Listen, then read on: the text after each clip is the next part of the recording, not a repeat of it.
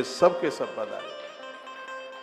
अब आप विचार कीजिए कि इस कथा की कितनी बड़ी महिमा है, कितना बड़ा महात्म्य है इसका।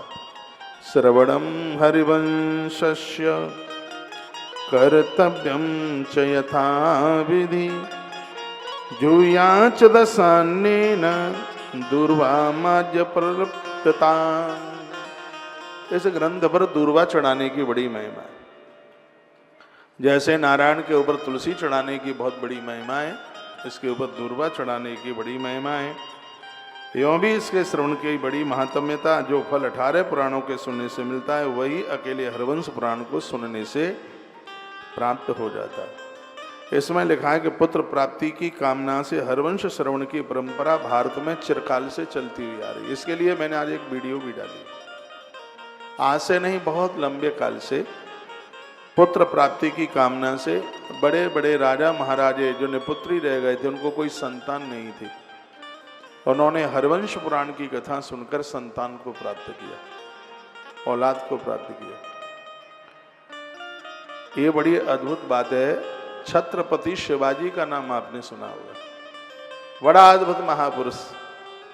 मराठा के छत्रपति शिवाजी, माता जीजाबाई ने हरवंश पुराण की कथा सुनी, पूरा महाभारत सुना, विशेष रूप से हरवंश पुराण। और वो विधर्मियों ने इस बात का पता लगाया कि ये बालक इतना वीर बहादुर कैसे पैदा हुआ। तो पता लगा कि महाभारत का अंश हरवंश पुराण जीजाबाई ने सुना।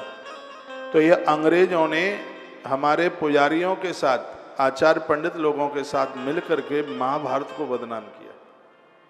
कहा कि यदि घर में महाभारत पढ़ा जाएगा, हरवंश पुराण भी तो उसी महाभारत का एक अंग है, यदि ये पढ़ा जाएगा तो घर में खलबली मचेगी, घर में झगड़े होंगे, घर में कलह होगा, पर्चे बांटे गए, पर्चे छपवाए गए। तब से लेकर के आज तक महाभारत को बड़ा बदनाम किया गया। वो तो खैर है, भगवत कृपा से B.R. चोपड़ा जैसे महापुरुषों ने घर घर तक महाभारत को पहुंचाया। मैंने कई कथाएं महाभारत की हैं। हमारे तो आश्रम में खलबली नहीं मची, हमें तो कभी कोई दिक्कत नहीं हुई। मुझे लोगों ने कहा महाभारत पढ़ोगे तो खत्म हो जाओगे, ले भगवान की कृपा से सब आनंद ही आनंद है। मैं कहूँगा कि महाभारत झगड़े कराता नहीं है, ये ग्रंथ ऐसा है जो समाज के झगड़ों को मिटा देता है, और इसके लिए हमने बड़ा जोर दिया। ये हरवंश पुराण भी महाभारत का ही एक भाग है। और कितनी सुंदर बात कही है कि इस कथा के सुनने से 18 पुराणों का फल प्राप्त होता है। स्पष्ट वर्णन अष्टादश पुराणानाम श्रवणाद यत् फलम लभेत तत्फलम समाप्नोति वैष्णवो नात्र संशय। इसमें कोई संशय वाली बात नहीं है। इतना यह अद्भुत ग्रंथ है, ये तो घर घर में सुना जाए। मैं तो कहूँगा कि दुनिया का एक भी घर ऐसा ना हो जिसके घर में हरवंश पुराण ना सुना जाए, जिसके घर में हरवंश पुराण का ग्रंथ न रखा जाए। ये इस ग्रंथ की कृपा होगी, गर्भ में संतान नहीं मरेगी, नारी सुरक्षित रहेगी, नारी का बच्चा सुरक्षित रहेगा, परिवार सुरक्षित रहेगा। और हजार बातों की एक बात मैं कह दूं, हरवंश पुराण इस संसार के लिए कवच का काम करता है। बच्चों के लिए तो किसी वरदान से कम नहीं है। और याद रखना, माता पिता से पहले इस दुनिया में बच्चे चले जाते हैं। माता पिता के लिए इससे बड़ा और कोई कष्ट नहीं हो सकता, इससे और कोई दुख नहीं हो सकता। तो जैसे महामृत्युंजय मंत्र के अनुष्ठान के द्वारा उम्र उसकी बढ़ती है जिसके लिए अनुष्ठान कराया गया है, सुनिए, उसी की उम्र बढ़ेगी जिसके लिए अनुष्ठान कराया गया है।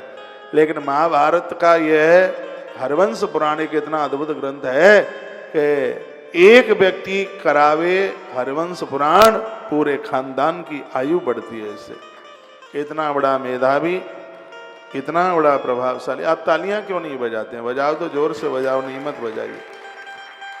तो पुत्र प्राप्ति की कामना से हरवंश श्रवण की परंपरा इस भारत में अनादिकाल से चलती हुई आ रही है। विशेष करके यदि जन्म कुंडली में संतान भाव में सूर्य के द्वारा दृष्टि डाली गई है, सूर्य भगवान के गड़बड़ होने से जन्म पत्री निसंतान हो जाती है सूर्य।